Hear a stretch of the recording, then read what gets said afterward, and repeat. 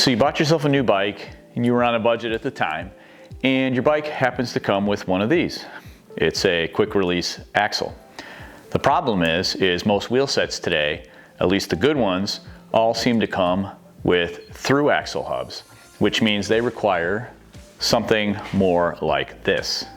You can see the difference.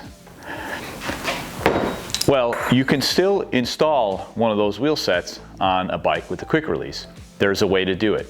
There's almost always a solution, and luckily this one is not expensive.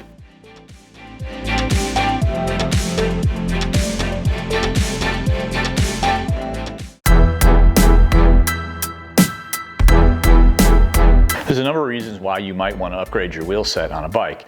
A lot of times it's so you can install a bigger tire, or you want more compliance, or you want more stiffness, or you want the wheels to be lighter. You know, you want to improve the handling of the bike, and one of the biggest bangs for the buck as far as performance goes is really in the wheel set. You know, a good wheel set can make a world of difference in how a bike performs. All right, so I've got this Polygon Xtrada 6. This bike comes with a quick release Boost 141 axle, which means that it uses the thin axle that you find on a lot of older bikes. However, this is actually a new standard. Now the newer standard, which is Boost 141, which I think is better than 135 because you have stronger wheels and you have a more favorable platform to use a 12-speed drivetrain with a quick release setup. So I think it offers the ability to upgrade inexpensive bikes a lot more than 135 does. And you get the extra strength that comes with the boost spacing. So in this case, we're converting a Boost 148 hub down to a Boost 141. And that solution comes in the form of these end caps. These are what you replace on your wheel set to convert it over to a quick release. And it's fairly simple, and it works really well, and it doesn't cost a lot of money.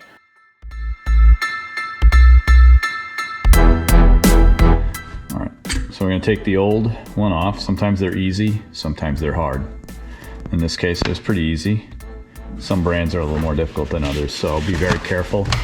I'm going to clean it up a little bit too. We'll put some fresh grease here. So you'll know which one is which. So you're going to take the longer of the two. So in this case, we know the long side to long side, and then the short side to short side. So in this case, we're replacing this with this. Slide that in, boom. Flip it to the other side. The free hub side sometimes a little more difficult. So let's see. In this case, it wasn't because I kind of, not gonna lie, I worked it a little bit before the video, but sometimes they are a pain in the butt. And again, short side to short side, so you can see we're shortening it up. Place this on. This one is gonna have to pop in pretty good, and there you go, voila. There are a few standards for rear hubs on mountain bikes, but for the purposes of this video, we're gonna stick to the two most common standards. This conversion will work on both standards. So there are basically two common standards for rear axles on mountain bikes: Boost and the older non-Boost. There are some things to consider when doing this.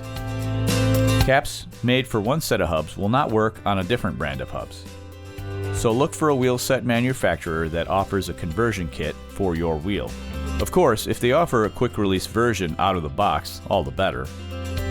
If you have Boost 141 and can't find a 148 to 141 specific cap, you can most likely use a 142 to 135 conversion cap. The spacing difference between through axle and quick release is 7 millimeters for both Boost and non-Boost. You're just reducing the hub width by 7 millimeters. So technically they're the same. Of course, check with the manufacturer to confirm that there's proper fit. One other thing to note is you cannot convert a 142 millimeter non-Boost hub to fit a 141 millimeter Boost frame, even though there's only 1 millimeter of difference. There aren't any conversion kits that I'm aware of, and even if there was, your brake rotor alignment will be way off, mainly because of the hub flanges, which are this part of the hub. They'll be narrower on a non-Boost hub. This means your brake rotor mounts will also be narrower. This would require a non-Boost to Boost conversion. Considering all of the additional cost and additional added weight, as well as adding another potential failure point, you're probably better off buying the the right wheel or hub off the bat. The last item to note is you cannot fit a boost wheel to a non-boost frame. Without going into detail, the hub flanges are simply too wide. It's best to stick with whatever standard your bike is. Changing out a boost through axle wheel over to a quick release gives you a lot of options if you have a less expensive bike, so I hope this was really helpful. Knowledge is power, so if you learned anything today, you're a little more powerful now. And if so, how about hitting that like button and subscribing to see more mountain biking content?